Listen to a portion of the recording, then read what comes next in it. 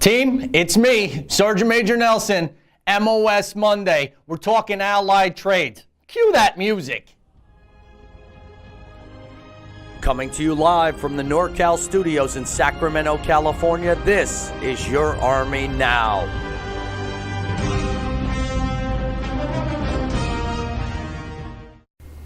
Hey team, what's going on? Sergeant Major Nelson. I'm back from Sergeant Majoring. Remember that word? Me out doing a whole bunch of nothing. Actually, I was down in Vegas. The great thing about being down there was we were down there for an annual awards board or quarterly board where we take the best station commanders, first sergeants, regular Army recruiters, and reserve recruiters that the brigade has to offer, and we decide who wins and goes on to USAREC to compete at the next level. Now, here's the awesome thing. There's like 1,800 recruiters that they competed against, and there was probably about 15 to 20 participants. So the best of the best. So they got this thing, I guess, that you guys started doing called Police Call. So we're going to clean up things, talk about some stuff going on. Today we're talking allied trades. You may know of this guy named Mike Rowe. He did a show years ago called Dirty Jobs. Well, the thing that caught my eye about Mike Rowe was the fact that he talked about different trade schools as opposed to your traditional college education. And it got me thinking, you know, if you have an uncle that's an electrician, let's say, or a grandfather, there was this big push over the last 20, 25 years to go to traditional college and get a business degree or an art degree or history degree, and that's all great. But if nobody's doing these trade schools, who is grandpa going to give the business to? And we're going to have to stop because my nose is running, maybe. I don't know. We're not going to stop. We're just going to keep going. No tissues. I soldiered through it. You see how that worked? Anyway, that makes it a dirty job. Maybe I have a dirty job. But anyway, who does grandpa give his business to? Because grandkid's got an art degree and somehow going to shock himself just unscrewing the wall outlet. So we're going to talk today about allied trades, which for the Army used to be two separate jobs, machinist and welder, and they combined them. And I did a great interview last week with Sergeant Hardin from, what station is he in? Turlock? I think he was at the Turlock recruiting station, where he talks about his experience. Pretty good stuff. So that's the interview that's coming up at the end of the break. Now, what else? Esports team. They did their first Call of Duty tournament the 15th through the 17th this past weekend. And Sergeant Mo, I know you're listening and watching. When you get the results of how that all went, direct message me and we'll talk about how you guys finished. So you can find them on Facebook and Instagram at U.S. Army Esports. Got to make sure I have that right because, you know, with these hashtags and everything else, Army's popular terms, you got to make sure it's right. U.S. Army Esports on Instagram and Facebook. Also, the Army Warrior Fitness team, right? The weightlifter guys and gals. They continue moving forward. You can find out what they're doing. They did Arnold Classic a couple weeks ago, I guess. And you can find them, Instagram, Facebook, at U.S. Army Fitness. That's where you can find them. So, what else is going on? It's good to be back in the chair. I wasn't even sure if I was going to have a job, to be honest. I thought I was just going to be stuck Sergeant Majoring. There were some great shows while I was gone. It was amazing. Sergeant Bennett did a great job. We had that young female sergeant came in and hosted the show. Saw her pushing Bennett out of the way. So some good stuff's going on there. Run into some future soldiers. Apparently, what I'm learning from these guys is I have not cracked. I'm getting better, but I have not cracked the code on the whole Instagram thing. So listen, you can follow the show at Your Army Now on Instagram. You can follow me at CSM_Nelson on Instagram. I don't post a lot because I didn't know what I was doing, but the future soldiers are teaching me. It's all about putting a picture or video, catching the attention, and something else. That's probably why I have like 3 followers. I don't even know how many I have, but I think I'm following more people than are following me, and I don't even know if that's supposed to work that way. Anyway, so we were talking micro and all that stuff. We're going to talk this allied trade stuff. And then the great thing is, just like we've done with previous segments and previous shows, I'm going to go to the whiteboard and we're going to size up the difference between what you would make on the outside after you pay for your education, what you'd make in the active duty, and what you'd make in the reserves. So I hear the music. It's playing, even though I don't have the headphones. It's playing in the background. I just hear it. It's amazing. Anyway, other side of the break, we got Sergeant Hardin, my interview in Turlock. We'll see you. You're watching and listening. Your Army Now. Soldiers rely on their weapons to help maintain superiority on the battlefield. Although soldiers are responsible for the upkeep of their own weapons, this repairer is the one who maintains and repairs our small arms and towed artillery. As a small arms towed artillery repairer, the Army will train you to repair and adjust a wide variety of arms. This military occupational specialty is open to enlisted men and women who are physically and mentally fit to perform the associated duties. To become a small arms towed artillery repairer, soldiers must earn a qualifying score on the ASVAB, or Armed Services Vocational Aptitude Battery Test. After completing 10 weeks of basic combat training, soldiers will receive 16 weeks of advanced individual training at Fort Lee, Virginia. While in AIT, soldiers will spend time in both the classroom and in the field.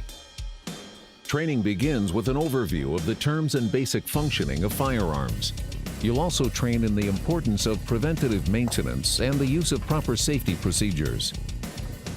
Then, covering one weapon at a time, you'll train to assemble and disassemble, as well as adjust and repair many different weapons, plus train in the maintenance and proper use of precision tools. While the 9mm pistol and M4 rifle are among the Army's more well-known weapons, you'll also train to maintain shotguns, sniper rifles, machine guns, mortars, and howitzers.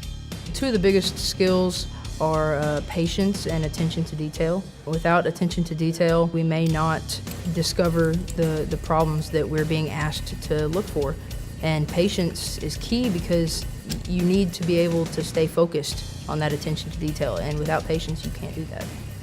After your initial entry training and advanced individual training, you'll work supporting Army operations day or night, where you may troubleshoot and correct malfunctions in all the weapons you covered in your training, such as problems with loading, firing, and recoil. In addition, you may inspect and maintain other aspects of weapons, like their elevation systems and travel locks. You may also check the tolerance of a .50 caliber machine gun, the wear on the barrel of an M4 rifle, or work with team members to repair larger firing support or suspension systems. I really didn't expect to be working with so many different weapon systems. We worked from everything from the M9 all the way up to artillery pieces, and we're responsible for troubleshooting every single problem on these weapon systems. It's been a pleasure to work with these instructors here in the schoolhouse. They're very helpful. They make sure that you're proficient on each weapon system before they move on with their training. You're here, you're with your friends, you see them all day, but when you're in the classroom, you get to learn things together, and you know that you're going to apply this knowledge in the future when we're out in the battlefield. If you're working out of a vehicle, you'll be expected to maintain it and the tools you'll carry in it.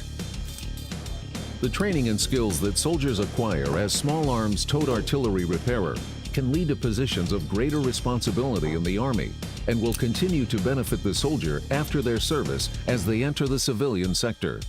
Based on all those weapon systems, we can transfer over to all police departments, state, local, or federal. We'd also work for Homeland Security, for example. Also, you can be an instructor here at the schoolhouse like I am, but as a civilian. All those gun manufacturers, you can get a job with them. Maybe own your own business as a gunsmith and be successful.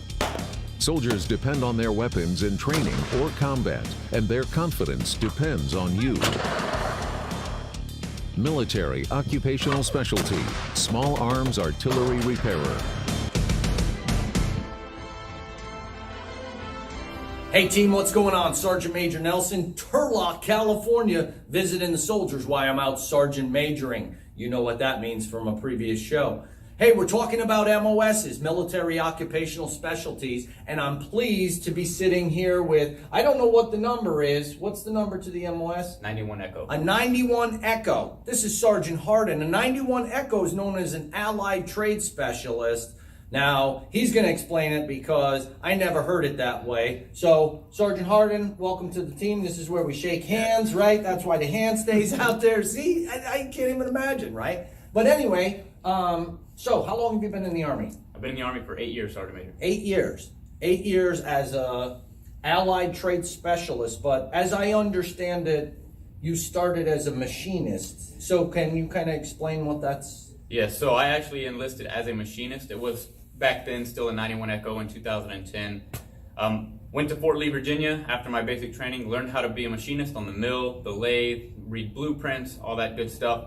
And then once I got to my first unit in Southern California, the Army kind of looked at, my job. I was the only machinist in my squad. I was working with a bunch of welders. So the Army just did the logical thing. Instead of getting rid of an MOS, they actually just combined two. And then they sent me to a college campus, and for 2 months straight on the job, I wouldn't even really show up to work. I would just go and work with these American Welding Society certified teachers, and they just taught me how to stick weld, MIG weld. I already had a background in it, but they actually got me certified and up to the level that I needed to be as an Army welder, as well as a machinist. All right, so allied trades, that a 91 Echo now is allied trades. So it just basically took two MOSs, two jobs that are in related fields, put them together, and then made our soldiers more diverse because then they know how to machine and they know how to weld. Sounds interesting to me. So why did you join the Army? Where you from? That kind of stuff. So from Dallas, Texas, born and raised. From the age of about 15, I had always thought about the military. I was in high school ROTC for 4 years. The biggest thing that I saw that the Army could provide for me was I saw it for what it was, at least to me. I saw it as a way to learn something, a way to get a skill for life that I could use the rest of my life while still serving my country, get the benefits. But I knew my original plan was I'm going to join the Army as a machinist at that time. I'm going to get out because I had done my research and I realized that, hey, a machinist makes pretty good money in the area of Dallas. So that was my plan. Do 3 years as a machinist, get out, come home, make even better money, help, start a family, maybe go to college. But, I'm obviously still here. So I didn't go back home. I ended up falling in love with the Army lifestyle. So that's how it's happened for me so far. Excellent. So sounds like no regrets as far as I can see. He stayed beyond the original 3 years. So listen, we got a worldwide audience. I'm going to give you 30 seconds. You say anything you want to the entire world. Tell them your favorite sports team, whatever you want. 30 seconds. Go ahead and say it. The biggest thing that I can relay to people is that there isn't one way to do things. There's no right or wrong way to do a specific task to get to whatever your goal is. A lot of people, the military is not for them. For myself, college wasn't for me. So if you're in that boat, just understand that, it's not an end-all be-all for whatever you're trying to do in life. The Army, for me, I saw it as I can serve my country, get the benefits. The Army is going to give me a full-time paycheck to learn this skill that I want to learn, and then I can take it back home. And the Army is going to offer you the same opportunity for whatever field that you're trying to go into as well. All right. I couldn't have said it better myself. So we're going to end with a handshake. Appreciate you being on Your Army Now. Team, there it is. 91 Echo, Allied Trade Specialist. We'll go to the whiteboard and we'll size up who makes more than who. You're listening and watching Your Army Now. Military Occupational Specialty, Allied Trade Specialist. The Army accomplishes its mission with a variety of vehicles and equipment. And when they need a part made or repaired immediately, and there is no other way to get it, they go to the Allied Trade Specialist. These soldiers fabricate, repair, and modify the metallic and non-metallic parts necessary for the Army to keep their equipment operating reliably. After successfully completing 10 weeks of Army Basic Combat Training, you will attend Advanced Individual Training at Fort Lee, Virginia. where the Army will train you to select the materials, tools, and equipment to do the job, and train you to use various fabrication machines to shape metal parts to exact requirements.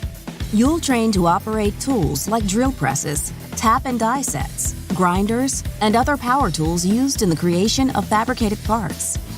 You'll also train to weld using oxyacetylene, metal inert gas, and tungsten inert gas. In addition, you will learn how to use arc and air arc cutting and gouging equipment. You learn a lot of new skills, and I find that despite how challenging it is, it becomes pretty gratifying once you've accomplished them. My favorite part of the training has definitely been the hands-on portion with the welding, because it's something I always thought about in the outside world, and the military was a definite push to get to have that opportunity. After your advanced individual training, you'll work supporting Army operations, where your duties may be in a large or small indoor shop or in a mobile shop that can take you just about anywhere the mission requires you to perform your skills. As an allied trade specialist, you'll perform precision work with precision tools, setting up and operating them to produce quality work to prescribed standards. You'll perform step-by-step methods to fabricate from scratch almost any part that the Army needs to accomplish the mission. These parts can be created in a variety of ways, from manual work to the use of fabrication machines, or you may have the opportunity to use 3D printing technology. Serving as an allied trade specialist can help you transition from the military to the civilian employment sector, because your skills, leadership, teamwork, and problem solving are skills and values in demand by civilian employers. After the Army, soldiers can leave here and go work at a fabrication shop, a custom shop, go weld pipe for the oil field, or they can work at a manufacturer operating CNC machinery. Since I get certifications in this MOS, when I retire in the military, I would like to go in the civilian world and actually get a union job in welding. As an allied trade specialist, you'll be challenged to work different machines, make or repair different parts, and you'll use all your skills to keep Army equipment working, vehicles moving, and soldiers in the action. Military Occupational Specialty, Allied Trade Specialist.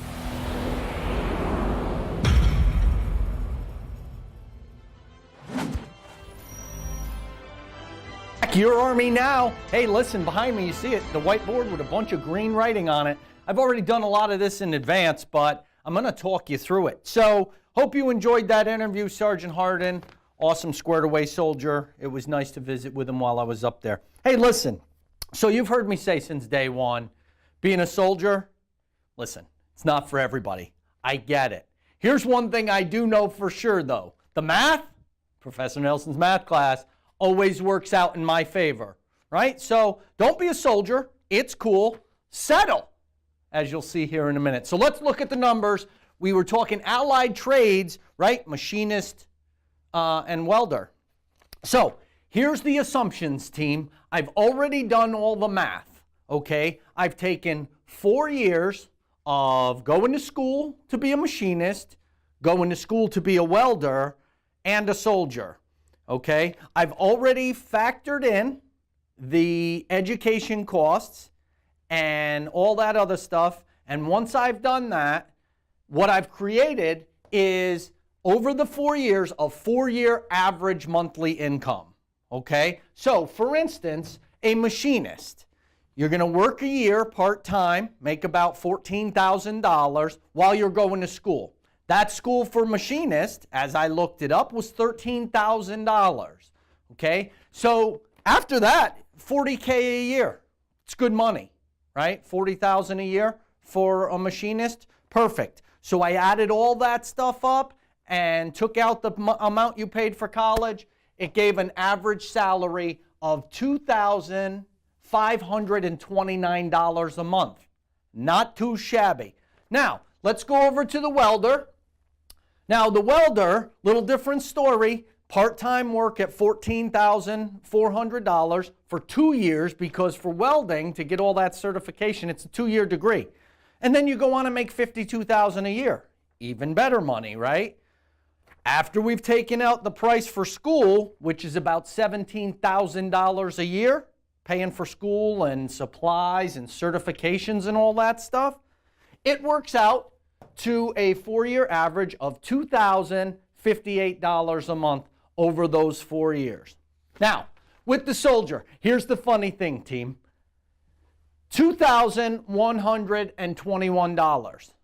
Now, I didn't even add in the education that you're going to get because that would be a benefit. So, and the great thing is you learn both skills, right? So if you want to do this on the outside and be allied trades where you're a welder and a machinist, you have to pay for both schools. We're going to teach you both of those things, so it's golden. So imagine, if you will, even though it's not written up here, the $34,000 that it costs to go to school to be a welder, plus the $13,000 for school to be a machinist. What's that? $37,000, $47,000. Okay, so $47,000, say $48,000 would actually be another $1,000, be about $3,100 that you're making here compared to these. But we don't even need to talk about the education benefits, because once I go up here and line it all out, we're going to see, guess who wins? The U.S. Army. All right, so here we are, team, at the whiteboard, grabbing the green pen just so it looks right. So we're going to talk about the machinist, right? We've taken, as you look here, common stuff that you have to pay for. So we start with rent, food, electricity, your phone, internet, and cable, your medical, your dental, and oh yeah, union dues, right? Because blue collar equals union most of the time, right? So we have union dues.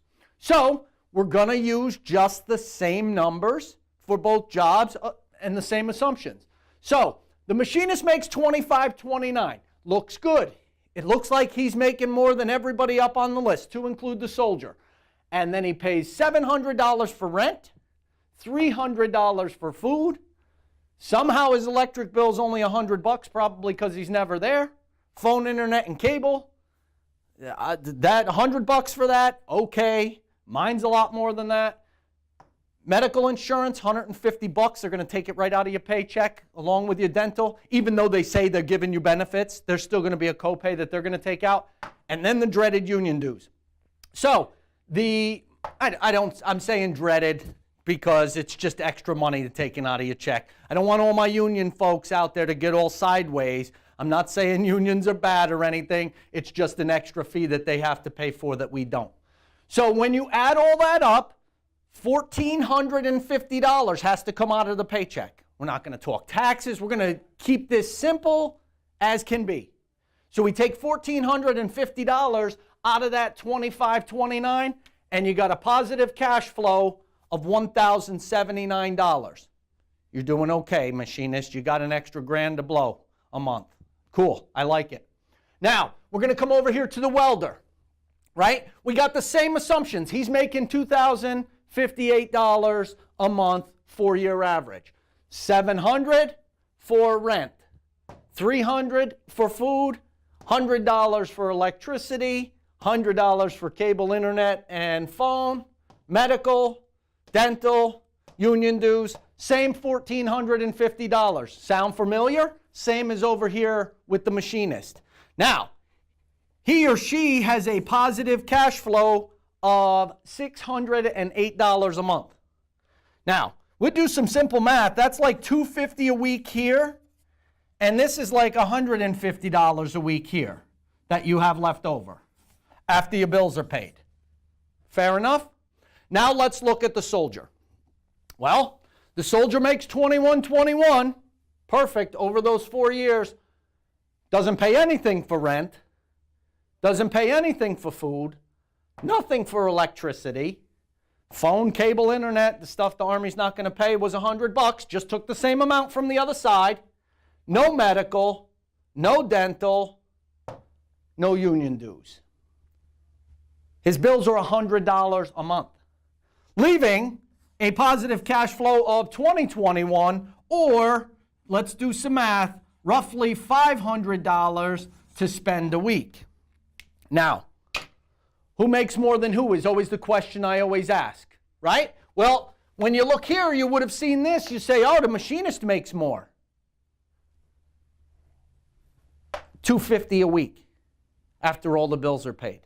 Soldier, $500 a week, right there. The welder, yeah, you had to pay for school and all that other stuff. It's expensive. You make $52K a year when you get done, but you still got to pay for all that. $150 a week. Soldier, $500 a week. Now, team, here's the interesting thing. In the Army, we're going to teach you both of these, right? How to be a welder and how to be a machinist. Machinist was $13,000 for college, and the welder was another $34,000, I think is what it was. It totaled up to $47,000 worth of schooling if you had to pay for it, but the Army's taking care of it for you because they're training you for it. So really, if we said $48,000, that's really a benefit that we didn't include on here. You could add another $1,000 a month to your leftover pay. Oh my goodness. And then, you know, there's always the tangible benefits that we don't really think about. Nowhere are you going to work that beginning day one, you get 30 days of paid vacation every year. There is not a place you're going to work that says, hey, if we got a free open spot on this airplane and you want to, and we're flying to Hawaii and you want to go there, that you can fly for free like you can with the military air. There's just so many other different things. Listen, blue collar, we talked about it earlier. It's allied trades, it's machinist, it's welding. You can do it in the Army. And, oh, by the way, the math always works out in my favor. So, team, here it is. Allied trades, machinist, welder. We do it in the Army. You can do it too and have a lot of leftover disposable income. You make the decision if you want to join. I ask you to go into your local recruiting station. Talk to your recruiter about it. Get in on it. Thanks for listening. You're watching Your Army Now. Hard work. Hard work. Hard work. Hard work. Hard work. Work. There you go. Hard work. Work. Everybody doing it right. Hard work. Work. Work. That's what I say. Hard work. Work. Work. Earn my pay. Hard work. Hard work. Do it every day. Hard work. Get up out of 2:45. Hard work. Ready to go and earn my pay. Hard work. Work. Boots on and lace them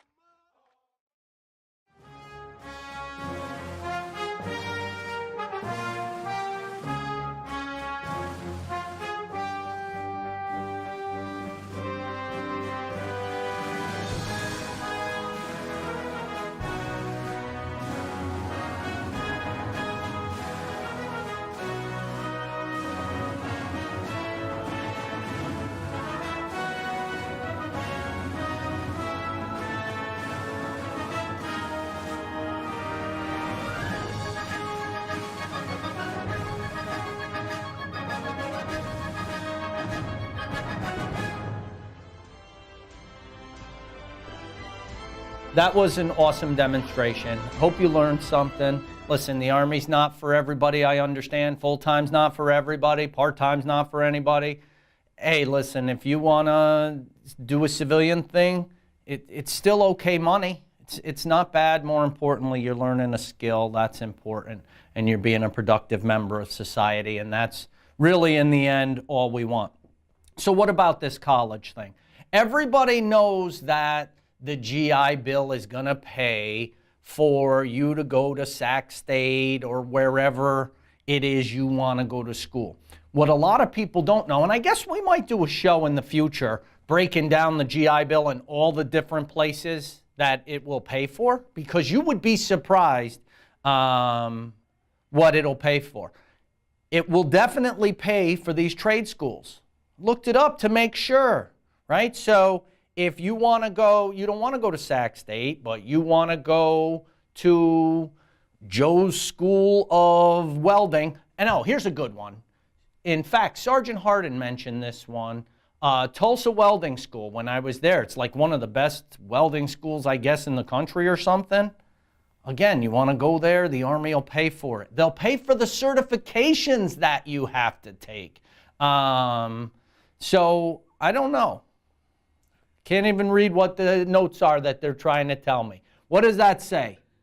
General contractor. Ah, yeah. Can it make you you could be a general contractor. See, this is why I got the guys. I'm so rusty right now from not being on the show. This is what makes it fun. This isn't even going on gag reel. We are running this because we got no choice. It's live. Ha! See, that's what happens when it's live. You get me rubbing my nose, the boogers out of my nose, and me not being able to read what the guys are telling me behind me. That they call this wasting time because I'm running out of things to talk about. No, it's me. I'm not. Hey, so here's what I was thinking when we talk about the general contracting thing, right? Imagine you're an engineer in the Army and you build stuff, right? You're a construction guy and you get all these hours of experience. You know, right here in Rancho Cordova, there's a place, the contractor school right down the street. They got some kind of gig, like if you show them 5,000 hours of building experience, you can shorten your time over there, and then you come out after like 7 months, I think it was, as a general contractor, making big bucks. Here's the other thing. When I was an MP, this is what I thought about, right? No, we're not even going to talk about MP. Let's go back to the welding thing. Imagine, if you will, this. You're going to hire a guy to be a welder for your company, and you're going to pay him $30 an hour or whatever welders make. Do you want the welder that the first time he's actually going to weld is when he comes to work for you because he learned in a book that you take the torch and the rod of flux, whatever that stuff is called, and you put your pipe together, that's how the book has done it? Or that this guy has hours and hours and months of experience actually doing it. Because listen, let me tell you, I've never tried to weld anything. I've tried to solder, which is like, I guess, a poor man's kind of welding, and I can't figure that out. And all I did was read the directions on the back of the package, so I should have been an expert, right? Just like going to college to learn how to weld. If I read it in a book, that would be the same as reading the directions. Listen, people want experience. That's what the 21st century is bringing us, right? Not that you read in a book how to weld and all this other stuff, and you read the directions on your package of JB Weld, and now all of a sudden you're an expert welder. No, that you went there, you fired up the torch, you put on your hockey mask with the special lens, and you got busy and put the exhaust back on the tank or whatever you were welding. That's where we're going today. I mean, you heard me mention Mike Rowe earlier. That's the stuff he's talking about, right? Be able to go in and you have fixed the wiring in the light switch and the house didn't blow up because you've done it over and over and over and over and you didn't shock yourself to death, right? Plumbing, electric, welding, all those blue collar, what they called the blue collar industries that built America. Here's the last thing I'll tell you about this. Heating and air, right? Listen, in California, it gets hot in the summer. Let's just agree, okay? Well, guess what?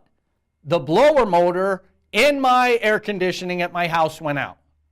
I don't know how to fix that stuff, but guess what? I called the AC guy. He came out. Now, here's the thing. He could charge me whatever he wants.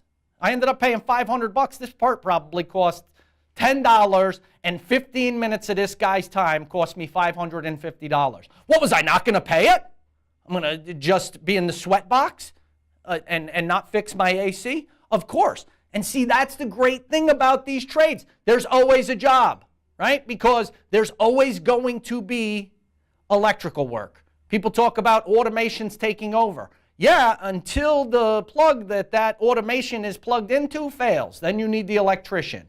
Your sink is undoubtedly going to get clogged because you washed your long hair and you didn't know how to get the hair out of the trap down there, and now your plumbing's messed up. Well, you're either going to overflow your bathroom or you're going to call a plumber who's going to come out and fix it after he charges you $200. Team, listen, art degree, you decide to go to a regular school, go into the humanities, the sciences, that's all great too. But what I'm telling you for this show and the practicality of what's going on in America these days, it's blue collar stuff. Because again, less and less competition, because for all those years they told us, go to college, get your history degree, get your English degree, get all these other degrees. And now the market's saturated with those type of degrees, and there's not enough people doing the blue collar stuff. The Army gives you the experience. You come in, you can be an HVAC guy. Like you saw with Sergeant Hardin, you could be allied trades, a welder, machinist. You can be a mechanic. You can be an engineer and build stuff. We got plumbing too. We got everything that you can possibly want to do. And more importantly, you'll get that 3-4 years of experience so that when you decide to transition out of the Army and go work for Joe's Heating and Air, you're already certified. You can show them the paper and be like, yo, I already have 4 years of experience installing HVAC, welding, exhaust on a Humvee or a tank or whatever, because welding is welding. That dude's going to hire you probably like that. No guarantees. You got to sell yourself. Don't come back and be like Sergeant Major Nelson said, the minute I get out of the Army, I'll have a job because everybody's going to hire me.